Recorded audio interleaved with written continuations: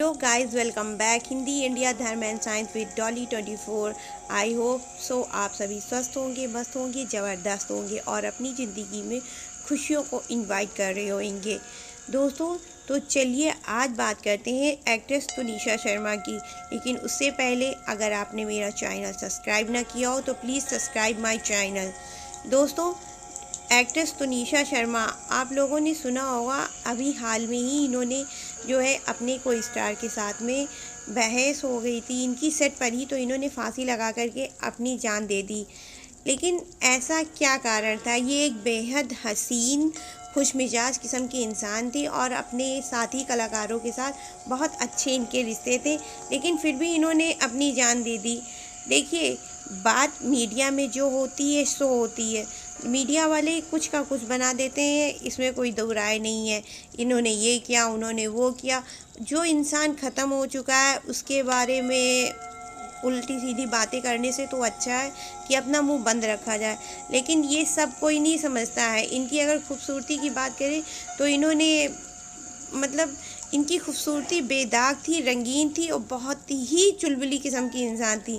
खैर, ये तो इनके मिजाज की, लेकिन इन्होंने फांसी क्यों लगाई, क्यों नहीं लगाई, ज़िंदगी में क्या रीज़न थे उसको जाने दीजिए। क्योंकि हर किसी की लाइफ में अपने अलग अलग फंडे होती हैं, हर किसी की लाइफ में अपने अलग अलग तो किसी की भी लाइफ, अगर आप सोचो किसी की भी ज़िंदगी में कोई ना कोई प्रॉब्लम नहीं चल ही रहती है, चाहे किसी की लाइफ में कम हो, चाहे किसी की लाइफ में ज़्यादा हो।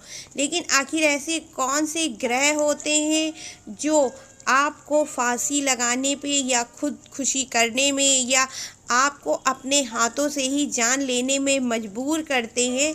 इसके बारे में हम बात करते हैं।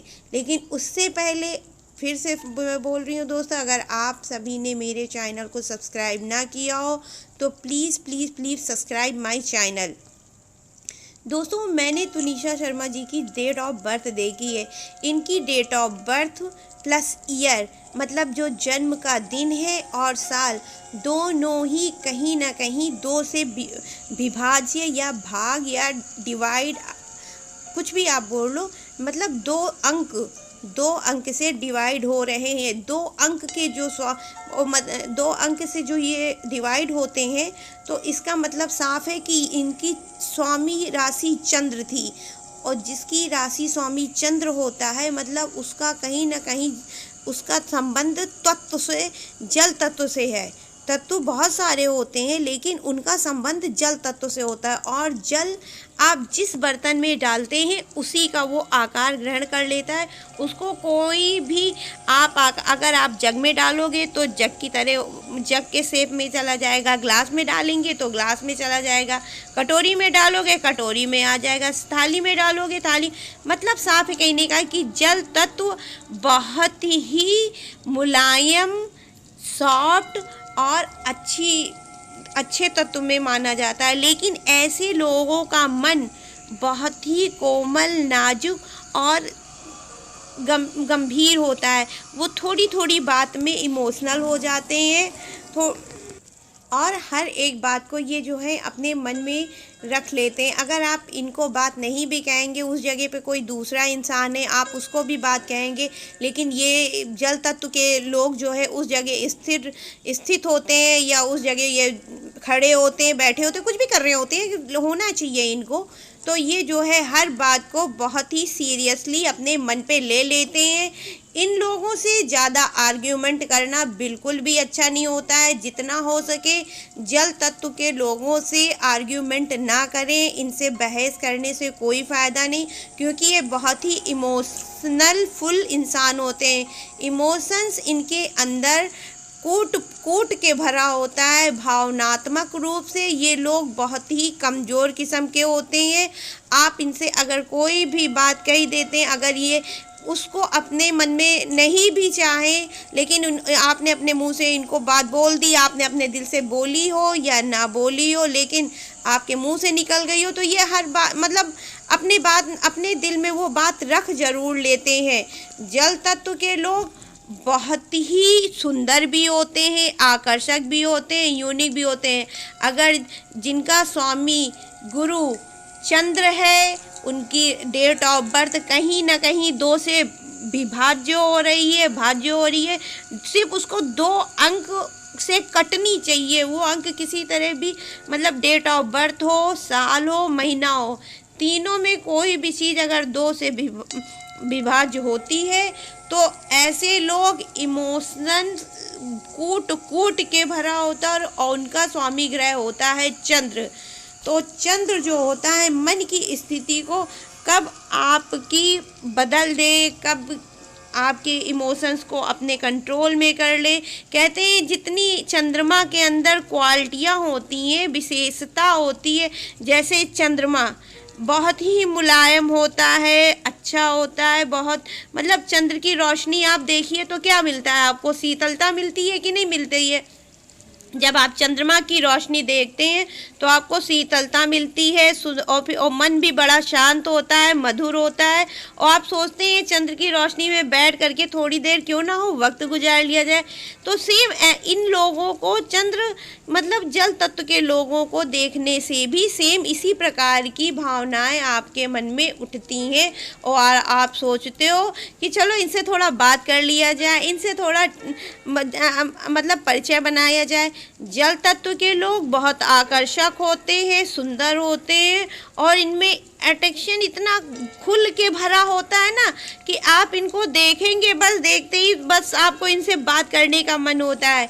जल तत्व के स्वामी ग्रह के लोग जो होते हैं बहुत ज़्यादा नए नक्श, रूप, रंग, इनका हर चीज़ खुल के आता है। भाई राशि स्वामी चंद्र है तो क्यों ना ये चंद्रमा के समान होंगे, लेकिन जैसे चंद्रमा में एक समस्या है कि वो धीरे धीरे धीरे धीरे लुप्त होते होते अमावस्या के दिन पूरी तरह गायब हो जाता है और कभी इधर कभी वो उधर कभी इधर, मतलब उसका जो है एक चीज़, एक दिशा, एक समय निश्चित नहीं है कि चंद्रमा किस टाइम पे निकलेगा या किस तरह से आएगा। सेम वही हाल इन लोगों का भी होता है। जल तत्व के स्वामी होने के कारण, चंद्र ग्रह का होने के कारण ये लोग भी कब इनके मन में उथल पुथल शुरू हो जाए, कब ये आपकी बात को बुरा मान जाए, इनका कोई भी अता पता नहीं होता है और इनके अंदर चंचलता कूट कूट के भरी होती है। आप चाहे इनसे बहस करो चाहे ना करो, लेकिन अगर इनको कोई चीज़ बात लग गई इनके दिल में तो वो आपसे बहस अवश्य से अवश्य हर हाल में इनको करना ज़रूरी है।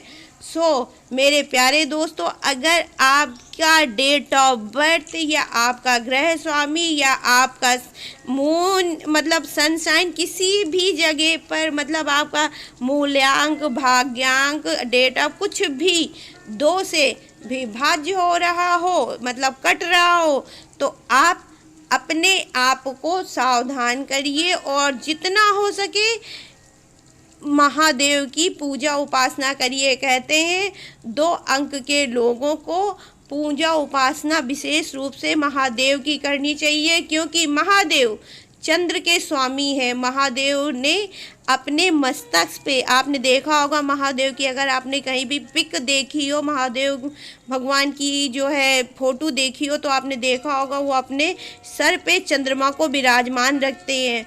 तो महादेव शंकर भगवान चंद्रमा को विराजमान रखते, इसी वजह से जितना हो सके शंकर भगवान की उपासना, पूजा उपासना करिए। साथ में ओम सोम सोमाय नमः इस चीज़ का जाप करें, क्योंकि ओम सोम सोमाय नमः चंद्र का मूल मंत्र है।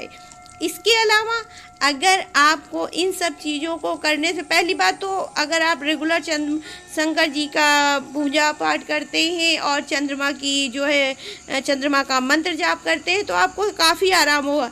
लेकिन आप अगर ऐसा नहीं कर पा रहे हैं किसी कारणवश, या आपको पूजा उपासना में कोई विशेष इंटरेस्ट नहीं, या आप नहीं चाहते कि आप पूजा उपासना करें, तो प्लीज़ आप जो है एक मोती या ओपल चांदी की अंगूठी में किसी अच्छे पंडित या पुरोहित से पूछ करके पहन ले।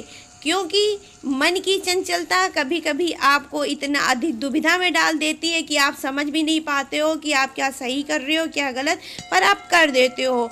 और इसके अलावा इमोशन मतलब भावना इतनी अंदर कूट कूट के भरी होती है कि आप कभी कभी गुस्से में ये तक भूल जाते हैं कि आपको क्या चीज़ करना चाहिए क्या नहीं करना चाहिए, और बस आप जो है कोई भी काम होता है कर डालते हैं।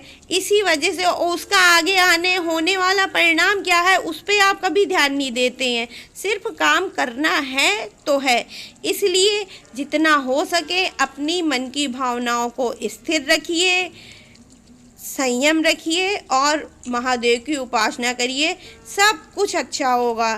तो अगर आपको मेरी वीडियो ये पसंद आई हो तो please like subscribe and share my channel.